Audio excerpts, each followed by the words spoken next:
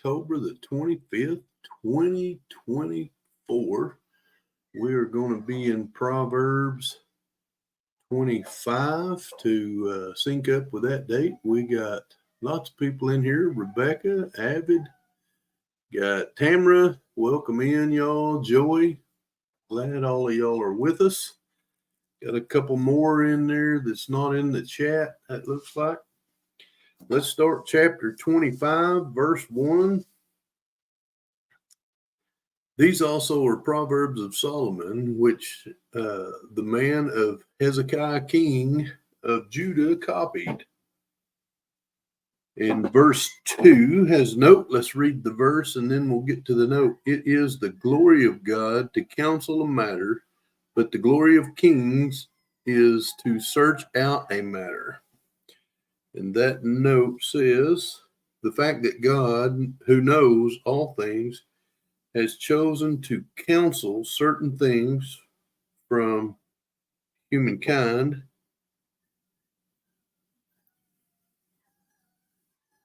that conceal.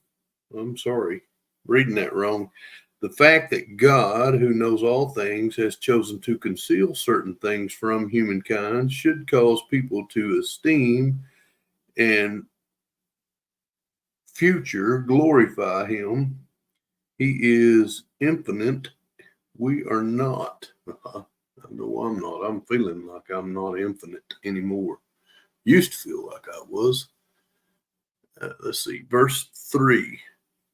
As the heavens. So I'm going to start back. I'm going to go to verse 2 again because I read both words wrong.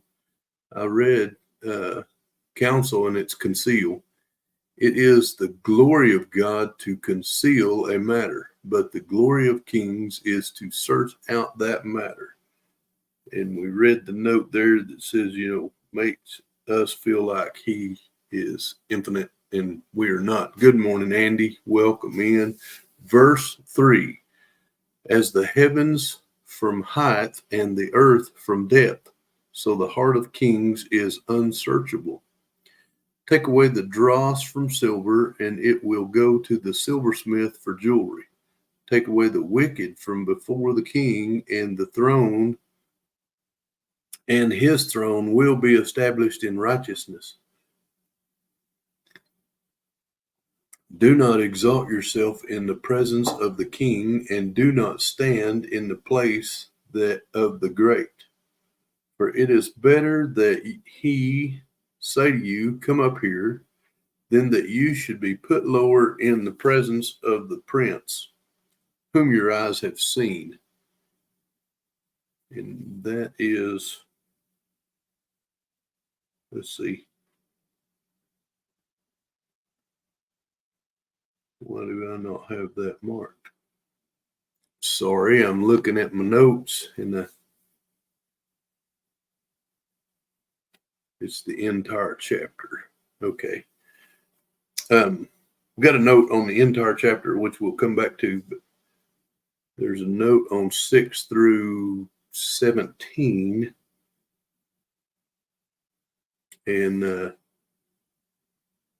verse 6, do not exalt yourself in the presence of the king, and do not stand in the palace of the great. For it is better that he say to you, come up here, than for you should be put lower in the presence of the prince, whom your eyes have seen. Do not go hastily to court, for what will you do in the end when your neighbor has put you to shame? Debate your case with your neighbor, and do not disclose a secret to another, lest he who hears it exposes your shame, and your reputation be ruined. A word fitly spoken is like apples of gold in settings of silver, like the earrings of gold and an ornament of fine gold is a wise rebuker to an obedient ear, like the cold of snow in the time of harvest, is a faithful messenger to those who send him, for he refreshes the soul of his masters. Whoever falsely boasts of giving is like clouds of wind without rain. By long forbearance a ruler is persuaded, and a gentle tongue breaks a bone. Have you found honey? Eat only as much as you need, lest you be filled with it and vomit.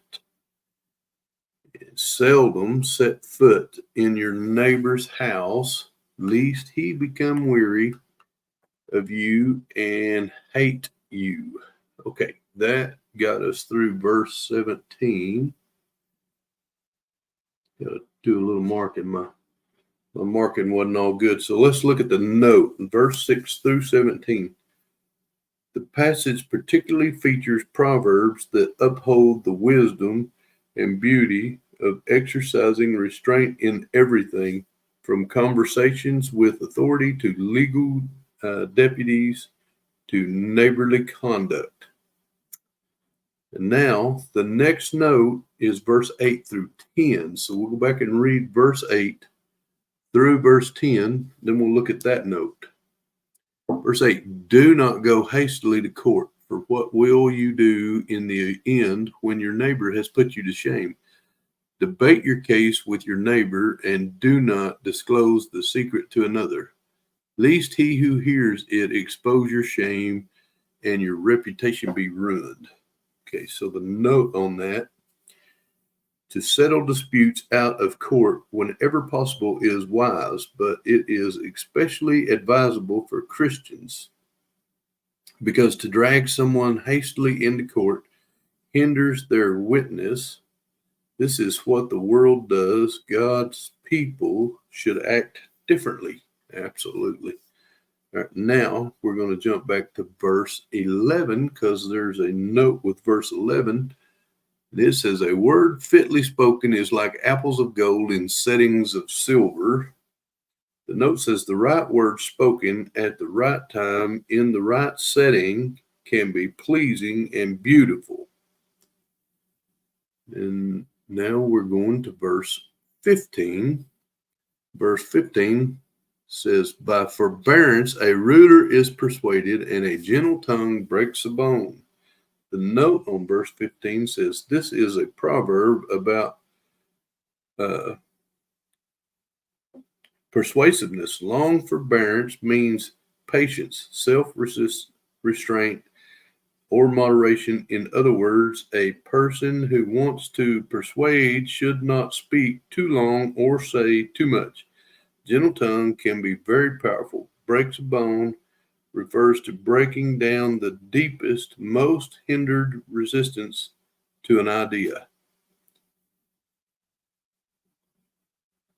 All right, let me see where all that's shaking out at now. My notes, they jump back and forth over each other this morning. All right, now we are in verse 18. Verse 18. A man who bears false witness against his neighbor is like a club, a sword, or a sharp arrow. Confidence in an unfaithful man in time of trouble is like a bad tooth and a foot out of joint. Like one who takes away a garment in cold weather, and like vinegar on soda.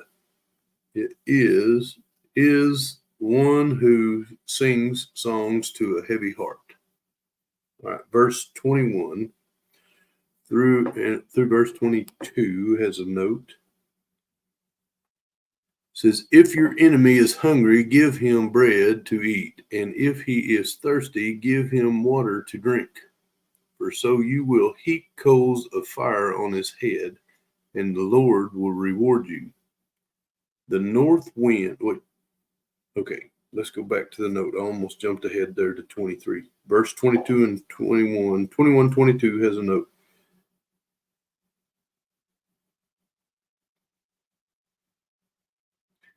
The animation here is profoundly counterintuitive. To help one's enemy is not a natural inclination, but here it is commanded. The proverb is actually quoted by Paul in Romans in his exhortation to the Christians not to take revenge against their enemies. Now we're on verse 23, which does have a note. The north wind brings forth rain, and a backbiting tongue and angry countenance. And the note there says, a backbiting tongue produces anger just as assuredly as a cold north wind brings forth rain. That may damage the farmer's crop. Slanderous words can ruin a person's work, character, and livelihood. Right, now we're back, verse 24. Make sure I'm getting everything right. Verse 24. It is better to dwell in a corner of a housetop than in a house shared with a contentious woman. As cold weather to a weary soul, so is good news from a far country. A righteous man who falters before the wicked is like a murky spring in a polluted well. It is not good to eat much honey, so to seek one's own glory is not glory. Whoever has no rule over him, over his own spirit, is like a city broken down without walls. Okay, guys, a lot of jumping back and forth this morning on the note. The note over the whole chapter now says, but new puppy's wanting out, and I'm going to have to get her out here in just a minute. These sayings of Solomon reference situations that would have been familiar to him as the ruler of a nation and leader of a government. That whole chapter. Listen to the little puppy. Let's go to Ephesians, y'all, and get our armor put on. So, the whole armor of God. Finally, my brethren, we're in chapter 6, verse 10, verse 10 through 20. Finally, my brethren, be strong in the Lord and in the power of his might. Put on the whole armor of God, that you may be able to stand against the wiles of the devil. For we do not wrestle against flesh and blood, but against principalities, against powers, against rulers of the darkness of this age, against spiritual hosts of wickedness in the heavenly places. Therefore, take up the whole armor of God, that you may be able to withstand in the evil day, and having done all to stand, stand therefore, having girded your waist with truth, having put on the breastplate of righteousness, and having shod your feet with preparation of the gospel of peace.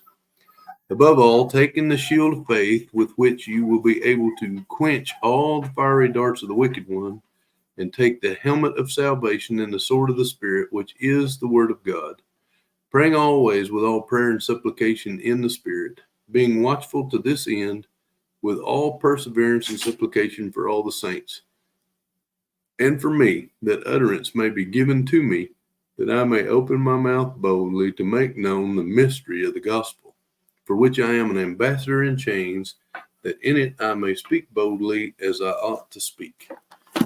And that, now we are prepared to face the day. We've got our, hey, Sean, welcome in. Glad you're in here. We're prepared to face the day with our armor, y'all. Got a little word in us and getting a little more coffee in us. I challenge you guys to go be a blessing to someone else today. We go back to the doctor here in just a little while with Dina for a checkup after her surgery. She just went through with the new puppy. I know y'all couldn't tell that, but it got a little quieter in here. So anyway, y'all be a blessing for someone else today. God bless y'all. And we will see you again, good Lord willing, in the morning.